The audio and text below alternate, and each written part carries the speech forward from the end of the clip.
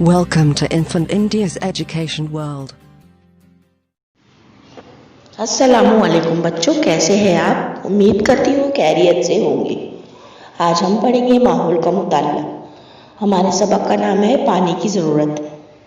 अब बेटा, आपको पता है कभी कभी हमारी आंख से आंसू बहते हैं, इमली को देखकर मुंह में पानी भर आता है, जख्म होने पर नाक से पानी बहने लगता है, जख्म होने पर खून निकलता है। ये सब क्यों होता है पता है आपको? आंसू, राल, नाक से बहने वाला पानी और खून, इन बहने वाली चीज़ों में मौजूद पानी होता है, इसीलिए तमाम चीज़ें होती हैं। आइए हम सब्जियों का तजुर्बा करते हैं। एक छोटी सी ककड़ी लो, इसे बड़ों की मदद से कद्दूकस कर लो। बारीक की हुई ककड़ी को ताकत से दबाओ। नींबू का एक टुकड़ा लो, इसे ताकत से निचोड़ो। तुमने क्या देखा? ककड़ी के बारीक लच्छों और नींबू के टुकड़े से रस निकलता है। इससे ये जाहिर होता है कि नींबू और ककड़ी के रस में पानी मौजूद है। अब हमें प्यास क्यों लगती है? हमें हमारे जिस्म के अफ़आल मुनासिब तरीके से होना ज़रूरी है। इसके लिए हमें पानी की ज़रूरत होती है। पानी की वजह से खून पतला रहता है। पानी की वजह से ही ग़िज़ा के ठीक तरह हज़म होने में मदद मिलती है। बेकार मादे पेशाब के ज़रिए जिस्म से बाहर खारिज हो जाते हैं। जिस्म में पानी की कमी नहीं होना चाहिए। इसके कम होने पर हमें प्यास लगती है।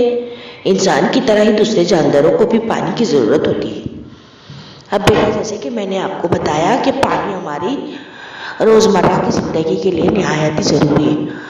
अगर हमें पानी ना मिले तो क्या हम जिंदा रह सकते हैं? नहीं रह सकते, क्योंकि हमारे पूरे जिस्म का दारोमदार पानी पर है। अगर इंसान को पानी ना मिले तो वो जिंदा नहीं रह पाएगा। अब देखिए, जिस तरह इंसान को पानी की ज़रूरत होती है, उसी तरह जंगली जानवरों को भी पानी की ज़रूरत होती है। अक्सर गांव में तालाब या नदी के किनारे गांव की गाय, भैंस, बकरियां पानी पीने के लिए आती है। पनघट के पास घास और झाड़ियां उगी होती है। जानवर पानी में गोता लगाते रहते हैं। मुर्गमाही,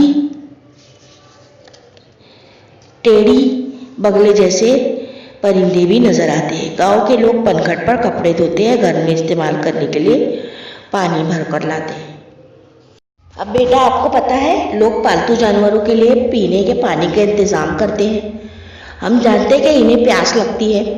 दूसरे हज़ारों जानवर होते हैं, इन्हें भी प्यास लगती है, जैसे चींटी, शहद की मक्खी, केकड़ा, बिच्छू। चींटी, शहद की मक्खी, केकड़ा, बिच्छू जैसे तमाम हैवानात को पानी की ज़रूरत होती है।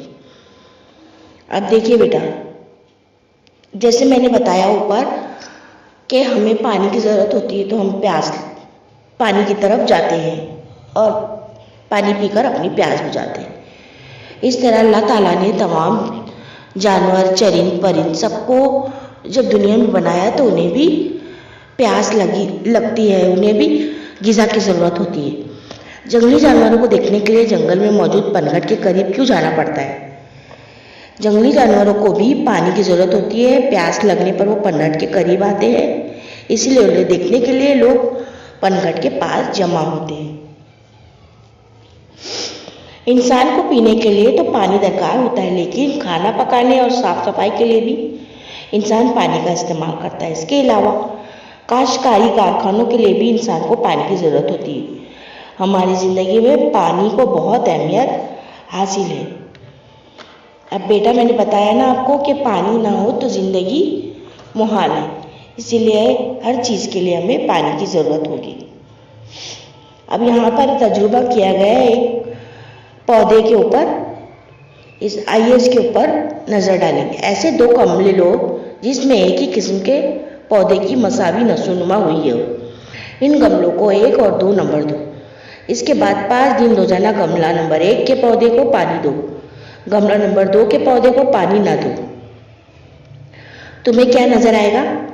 तस्वीर में देख सकते हो। जिस गमले में पानी नहीं डाला गया, उस गमले का नंबर 2 था, उसका पौधा आहिस्ता आहिस्ता सूखने लगा।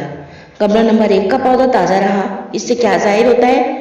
नबातात को जिंदा रहने के लिए पानी की ज़रूरत होती है।